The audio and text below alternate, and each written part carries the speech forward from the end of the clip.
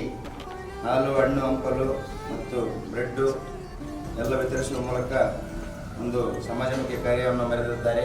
ಅವರಿಗೆ ನೂರಾರು ವರ್ಷ ಸುಖವಾಗಿ ಬಾಳಲಂತ ಹೇಳುತ್ತಾ ಎಲ್ಲರೂ ಜೋರಾಗಿ ಅವರಿಗೆ ಚಪ್ಪಾಳೆ ಈಗ ಸೈಯದ್ ಮತ್ತು ಅವರ ಎಲ್ಲರಿಗೆ ಹಣ್ಣು ಹಂಪಲು ವಿತರಿಸಬೇಕಂತ ತಮ್ಮಲ್ಲಿ ಕೇಳಿಕೊಳ್ಳಿ.